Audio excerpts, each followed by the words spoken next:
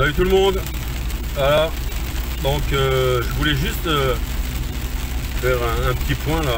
J'avais fait une vidéo sur les voitures électriques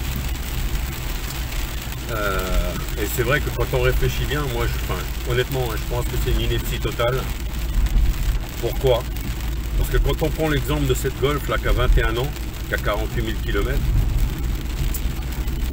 si on réfléchit bien, aujourd'hui on vous fait changer les véhicules. Les véhicules électriques, vous avez des locations longue durée ou des locations avec option d'achat. Alors moi je pense qu'il faut être dingue pour acheter un véhicule électrique aujourd'hui. Mais quand je dis acheter, pas louer ou le leasing. Pourquoi? Parce que dans 2-3 ans, de toute façon les technologies, on regarde avec certaines voitures très connues, où le nom commence par un Z, Zoé, on va pas parler de pub.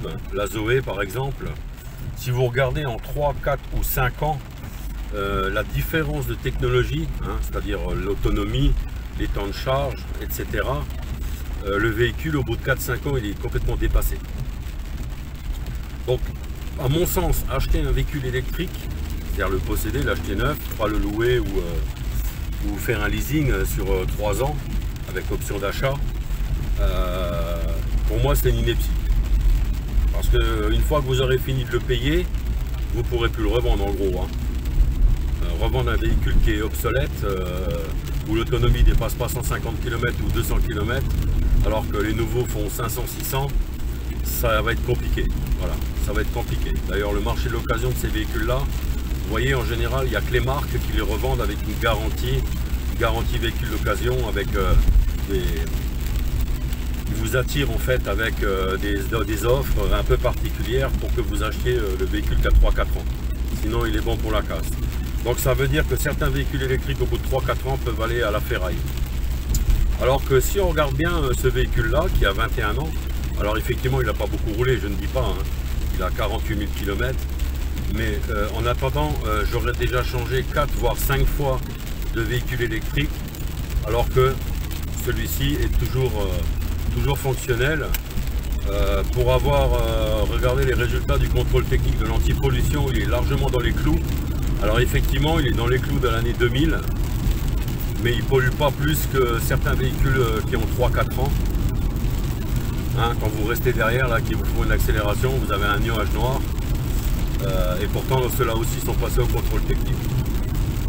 Je pense que mon moteur qui a des vidanges tous les ans à 8, 9 ou 10 000 km, d'ailleurs tous les véhicules de la maison ont des véhicules tous les ans qui aient 7, 8 ou 9 ou 10 000 km de vidange. Donc je pense qu'un moteur avec une bonne huile, avec des bons éléments, un bon allumage, des bonnes bougies, des bons filtres, peut rester dans les clous et pas polluer autant que ça, surtout un véhicule essence. Les véhicules diesel, on peut encore à la limite convenir que ça pollue plus, mais voilà, on se fout de toute façon de notre gueule. Donc pour en revenir à ça, ce véhicule-là, pourquoi le jeter? Pourquoi le changer? Pourquoi le mettre à la casse ou l'interdire de circuler alors qu'il respecte quand même des normes et qu'il ne pollue pas plus que certains véhicules récents? Alors que, comme je viens de vous le dire, au final, vous en seriez au 5e véhicule électrique qu'il faut recycler et qu'il faut reproduire. Parce que si je change 5 fois de véhicule, il va falloir les fabriquer ces véhicules.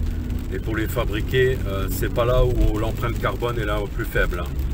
Puisque les batteries, on a vu, si vous n'avez pas vu mon tuto sur la composition des minerais, des métaux rares que compose une batterie, les méthodes d'extraction et d'utilisation, on va dire, de l'humain pour arriver à des fins, voilà. Je pense qu'on est loin d'être propre à ce niveau-là. Sans compter qu'il faut recycler les véhicules électriques. Et là encore une fois, même si la filière existe, la pollution existe. Donc pour moi, on n'arrivera pas à me faire croire que de garder un véhicule 21 ans en bon état, attention, avec des entretiens rigoureux pour que le véhicule reste dans des critères, on va dire, corrects. On ne me fera pas croire que c'est plus écolo de fabriquer 5 voitures électriques et de recycler 5 voitures électriques plutôt que de garder un véhicule en bon état 21 ans. Voilà. Pour moi, la seule motivation de cet état de fait hein, de cette situation actuelle, c'est l'économie tout simplement. Parce qu'il va falloir équiper 66 millions de Français en véhicules électriques, hein, et on n'a aucun intérêt à ce que le consommateur garde un véhicule 21 ans en fait. Si l'entretien, hein, le coût de l'entretien. Donc effectivement on dissuade aussi les gens par le coût de l'entretien, c'est-à-dire qu'on leur fait payer une intervention, une maintenance, un service, une vidange, peu importe comment vous voulez l'appeler, 300, 350 €, 400 € pour certaines marques. Et là effectivement au bout d'un certain nombre d'années, le véhicule commence à revenir cher en entretien. Voilà. Alors qu'en sachant que quand vous faites l'entretien vous-même, vous payez, c'est ridicule. Vous changez tous les freins du véhicule avec les flexibles, avec les plaquettes, les disques, avec le fluide complet du circuit, vous en avez pour 200 €. Vous allez en concession, vous en avez pour 1000 balles. Alors encore une fois, c'est sûr qu'à ce tarif-là, les gens ils préfèrent changer de véhicule tous les 3 ans, parce qu'à la limite, ils ne s'occupent pas de ces entretiens-là. Il n'y a pas besoin de les faire puisque les organes de freinage sont encore en état. Voilà. À la limite, c'est le couillon qui achète le véhicule en occasion qui se tapera la douloureuse, quoi. Donc aujourd'hui, tout est fait pour qu'on achète le véhicule et on va dire qu'en gros, hein, dès qu'il y a une grosse révision à faire, ben, il faut s'en débarrasser. Voilà. Moi, je trouve ça complètement ridicule, honnêtement, encore une fois. Alors effectivement, hein, nos véhicules thermiques, eh ben, un jour, ils n'auront plus le droit d'aller dans les grandes villes. Hein. Voilà. Donc, par dépit, certaines personnes diront, ben, comme j'habite dans une grande ville, je suis obligé d'acheter un véhicule entre guillemets propre, parce que sinon je pourrais plus circuler dans ma ville où j'habite, ou alors ben, par la force des choses les gens vont déménager et puis du coup la pollution ben, elle va se déporter dans les campagnes. Donc voilà. Mais moi pour en revenir à ça, eh ben, je continuerai à circuler avec des véhicules en état, que ce soit au niveau sécurité ou critères de pollution, critères d'entretien on va dire corrects. Moi ça, les véhicules. Regardez-moi ce véhicule, comment il est propre. 48 000 km, il faudrait le mettre à la casse. Non mais où on va quoi. Donc moi je ne rentrerai pas dans ce jeu-là. Ben, tant pis, j'habiterai jamais dans les très grandes villes. Je continuerai à vivre à la campagne où j'aurai le droit de circuler, acheter mon pain, faire mes courses, aller bosser. Et puis bah tant pis quoi. Voilà. Au pire, ben, au lieu d'aller dans les grandes villes, ben, je dépenserai mon pognon dans les petits villages pittoresques où on m'autorisera encore à rouler. Voilà. Donc je ne comprends pas. Franchement, je ne comprends pas. Et puis dans nos pays où on va être interdit de circuler, vous irez voir le milliard d'Asiatiques là en Chine, le milliard de la population chinoise qui elle roule à l'huile de friture quoi. Hein, ils mettent de l'huile de friture dans le réservoir et ils polluent, vous pouvez même pas imaginer quoi. Et eux pour le moment ils sont pas encore à interdire les véhicules thermiques, hein. Loin de là même. Hein. Ils les commercialisent même pour aller dans nos pays. Hein. Voilà. Donc c'est pas un coup de gueule.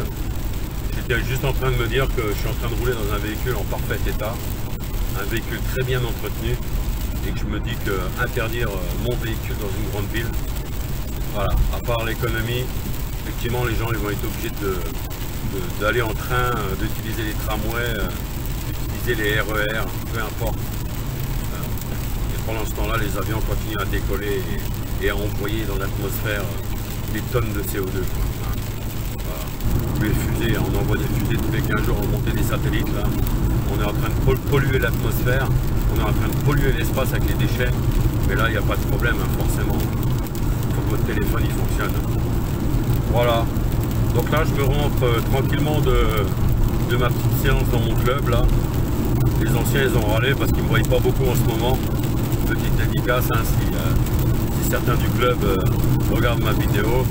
Voilà. Donc je souhaite un bon dimanche, parce qu'il est dimanche aujourd'hui, pluvieux, hein.